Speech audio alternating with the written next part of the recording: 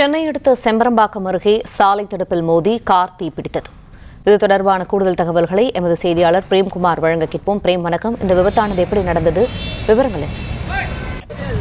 பூந்தமல்லியிலிருந்து ஸ்ரீபெரும்புதூர் நோக்கி கார் ஒன்று சென்று கொண்டிருந்தது. அதாவது செம்பரம்பாக்கம் அருகே தடுப்பு சேவல் மோதி அது விபத்தானது ஏற்பட்டது, தீப்பற்றி எரியுது.